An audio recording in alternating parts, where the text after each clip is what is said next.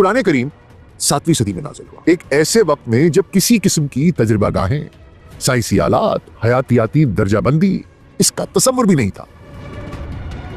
ये इदराक किसी मुसलमान आलिम की तरफ से नहीं बल्कि एक पेशावर शहद की मक्खियां पालने वाली गैर मुस्लिम खातून की तरफ से आया है। कुरान में शहद की मक्खियों के बारे में एक मुकम्मल बाब वक्त है। सूरह नहल जो है ये कुरान करीम की 16वीं सूरह है। मादा शहद की मक्खियों में क्रोमोसोम के 16 जोड़े होते हैं और नर मक्खियों में बिल्कुल 16 क्रोमोसोम होते हैं।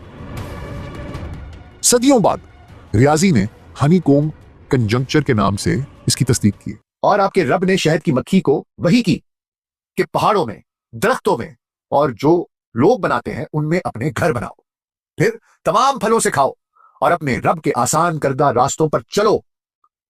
उनके पेटों से मुख्तलिफ रंगों का एक मशरूब निकलता है जिसमें लोगों के लिए शिफा है। यकीनन इसमें उन लोगों के लिए एक निशानी है जो गौर फिक्र करते हैं। अब एक आम कारी के लिए, एक मुसलमान के लिए ये एक मुकद्दस इबारत है, हमारी मुकद्दस आयात हैं, और एक आम इंसान के लिए शायद ये एक शायराना सी तहरीर हो सकती है। लेकिन एक तरबियत याफ्ता शहद की मक्खी पालने वाली के लिए ये हैरत अंगेज तौर पर, साइंसी तौर पर दुरुस्त इबारत थी। मैके ऑटन ने सबसे पहले जिस चीज पर गौर किया उसका शहद से कोई ताल्लुक ही नहीं था, उसका ताल्लुक ग्रामर से था। अब अरबी जो है ये तज़कीर और तारीफ की उसके फर्क को मलहूज़ खातिर रखने वाली जुबान है, यानी कि इसमें जेंडर का ख्याल किया जाता है। हर फेल हो तो या तो वो मुज़क्कर होता है या मुअन्नस होता है। सूरह नहल में शहद की मक्खियों के अमाल को बयान करने वाला हर फेल ग्रामर के लिहाज से मुअन्नस है। घर बनाना, खुराक तलाश करना, खाना खाना, रहनुमाई हासिल करना, इन तमाम के लिए मादा मक्खी को मुखातिब किया गया है। अब ये तफसील बहुत अहम है क्योंकि इल्मुल हशरात की जदीद तहकीक इस बात की तस्दीक करती है कि तमाम कारकुन जो वर्कर्स होते हैं वो शहद की मक्खियां मादा होती हैं। नर शहद की मक्खियां जिन्हें ड्रोन्स कहा जाता है वो छत्ते नहीं बनाती, रस जमा नहीं करती और शहद पैदा नहीं करती। इस हयातियाती हकीकत की साइंसी तौर पर तहकीक 19वीं सदी के अवाइल तक नहीं हुई थी। फिर भी कुरान करीम मुसलसल इन तमाम कामों के लिए मुअन्नस ग्रामर का इस्तेमाल करता है। इस तहकीक के 1000 साल से भी पहले ये बात कुरान करीम करता है। मैं आपको थोड़ा सा एक स्ट्रक्चर बता दूं कि मक्खियां कितनी अकसाम की होती हैं। एक तो नर और मादा। नर को ड्रोन्स कहते हैं, ये छत्ते में नहीं रहते, ये छत्ते से बाहर एक और एरिया होता है, marshalling area type, resting area type, वहां पर रहते हैं। जो फीमेल बीज हैं उनमें 3 अकसाम होती हैं। एक वर्कर बीज होती हैं जिनका काम होता है जाना और जाकर शहद इकट्ठा करना, रस इकट्ठा करना, वापस आना, छत्ता बनाना, ये सारे का सारा काम उन वर्कर बीज का होता है। इसके अलावा कुछ सोल्जर बीज होती हैं जो मुहाफिज मक्खियां कहलाती हैं। वो मुहाफिज मक्खियों का काम होता है कि छत्ते की हिफाजत करना, किसी को उसके करीब ना आने देना। और तीसरी किस्म शहद की मक्खी की होती है मलका मक्खी की। मलका मक्खी में और बाकी की मादा मक्खियों में फर्क ये होता है कि जो क्वीन बी है वो रिप्रोड्यूस कर सकती है, उसमें अंडे देने की सलाहियत होती है। बाकी जिन्स के एतबार से मादा होती हैं लेकिन वो रिप्रोड्यूस नहीं कर सकती। तो ये एक काबिलियत कि वो अंडे दे सकती है, कि वो रिप्रोड्यूस कर सकती है, वो अफजाइश नस्ल कर सकती है, ये इतनी बड़ी चीज है कि उस मक्खी को आम मक्खियों से उसको मलिका बना देता है। इसमें अल्लाह की क्या निशानियां है, क्या क्या हिकमत है, सोचिए। होता कुछ यूं है कि वर्कर बीज जाती हैं, वो जाकर शहद इकट्ठा करती हैं, लाकर छत्ते में बनाती हैं और छत्ते को इकट्ठा करती रहती हैं, वहां पर शहद इकट्ठा होता रहता है और जो मुहाफिज मक्खी हैं वो उसका तवाफ करती रहती हैं, उसकी हिफाजत करती रहती हैं। मलिका मक्खी इंतजार करती रहती है। फिर एक वक्त आता है कि जब मलिका मक्खी ये समझ लेती है, भांप लेती है कि अब इतना शहद इकट्ठा हो गया है कि मेरी अगली नस्ल इसमें जिंदा रह पाएगी, और वो मादा मक्खी साइज में बाकी की मादा मक्खियों से बहुत बड़ी होती है, जो क्वीन भी होती है। तो एक दिन वो अपने छत्ते से उड़ान भरती है, दूर तक निकल जाती है, और जब नर को ये पता चलता है, जो इंतजार कर रहे थे जितने भी नर, वो उनको ये मालूम पड़ता है इन ड्रोन्स को कि मादा मक्खी निकल पड़ी है, तो उन्हें पता चल जाता है हमारा काम शुरू हो गया, और वो मादा मक्खी का पीछा करना शुरू कर देता है।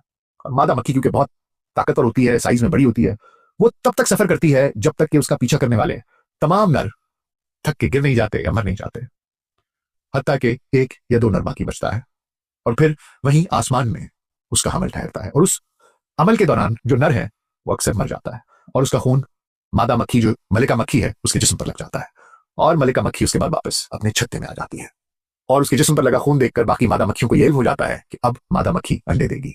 फिर मादा मक्खी अंडे देती है, वो छत्ते में रहते हैं और उसी शहद को खाते हैं। मजे की बात यह है कि कोई भी नर इसके बाद वापस छत्ते में नहीं आता, ना ही उनको छत्ते में से शहद लेने की इजाजत होती है।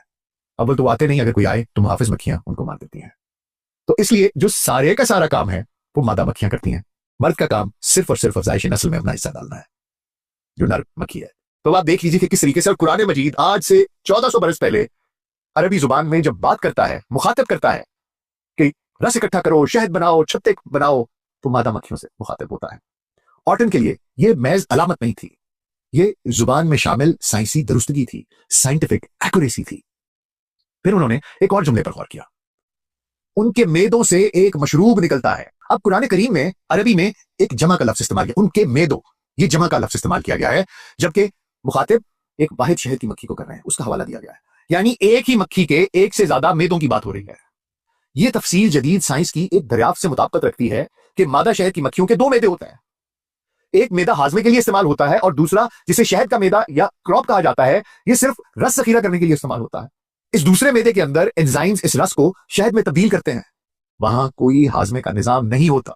अब यह जिस्मानी इम्तियाज सिर्फ चंद सदियों कबल दरियाफ्त हुआ है, फिर भी कुरान करीम की इबारत इसे काबिल जिक्र दुरुस्तगी के साथ सदियों पहले ही बयान करती है। जैसे जैसे ऑटन पड़ती रही, एक और सतत नुमाया हुई, फिर तमाम फलों से खाओ। ज्यादातर लोग ये समझते हैं कि शहद की मक्खियां सिर्फ फूलों पर पलती हैं।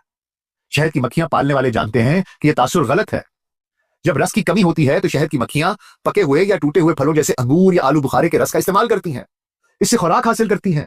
कुरान करीम इनकी खुराक को फूलों तक महदूद नहीं करता, यह सादा और दुरुस्त तरीके से बयान करता है कि शहद की मक्खियां तमाम फलों से खाती हैं।